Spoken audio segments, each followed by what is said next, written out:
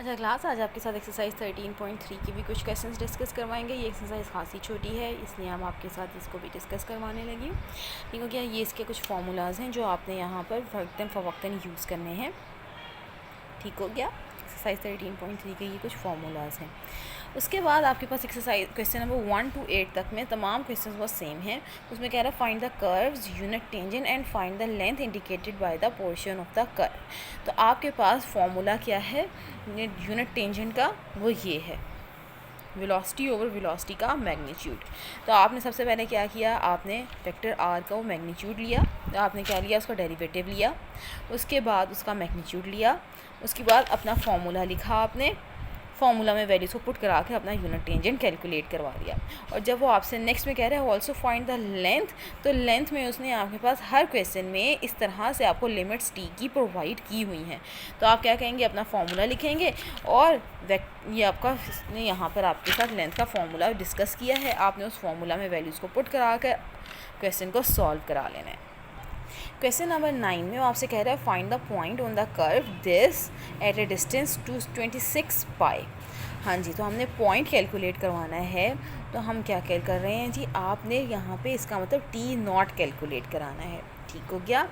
लें जी, let P T naught denotes the point, इसको आपने डिफरेंशिएट करवा लिया। ठीक हो गया। इस यहाँ से इसका आपने मैग्नीट्यूड लिया, आपने लेंथ के फॉर्मूला में वैल्यूज़ को पुट कराया और लेंथ उसने आपको कितनी प्रोवाइड की थी, 26 पाई। आपने यहाँ पे पुट करवाई, इसको यहाँ इधर से सॉल्व करवा के आपने यहाँ से टी की वैल्यू को कैलकुलेट करवा लिया। ठीक हो गया। आपने टी की वैल्यू को कैलकुलेट करवा लिया, आपने टी नॉट कैलकुलेट करा लिया। आपको क्या चाहिए था, आपको पी टी नॉट कैलकुलेट कराना था।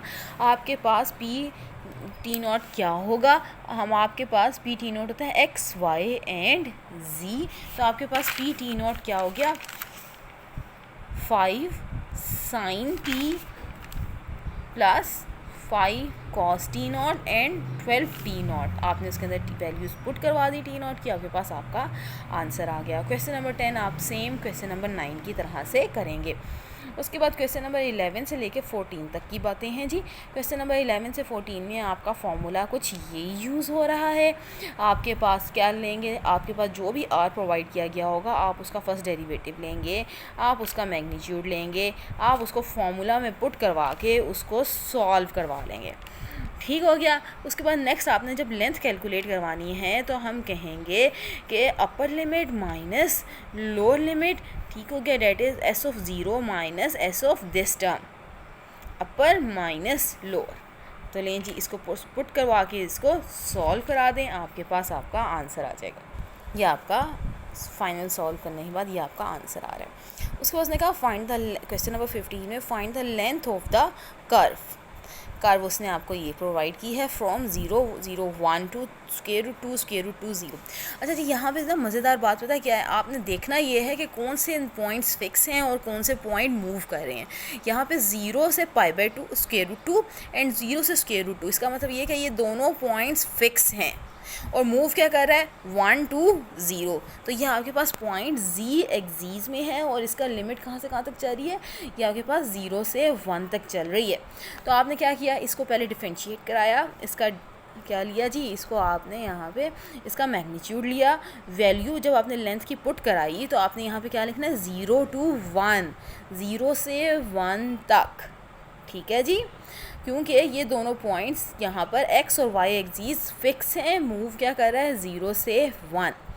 तो आपने इसको सिंपल सॉल्व करा लिया, आपके पास आपकी लेंथ आ गई। उसके बाद नेक्स्ट जो आपने क्वेश्चन इस एक्सरसाइज में से करना है वो क्वेश्चन नंबर 18 है। क्वेश्चन नंबर 18 में आप क्या करेंगे, आप इसको अगेन डिफरेंशिएट करेंगे, इसका मैग्नीट्यूड कैलकुलेट कराएंगे। इसने आपको टी की वैल्यू 0 से π/2 तक प्रोवाइड की है, आपने इसकी सिंपल लेंथ कैलकुलेट करा लेंगे। तो आपको अंदाज़ा होगा कि एक्सरसाइज 13.3 तो खासी आसान है।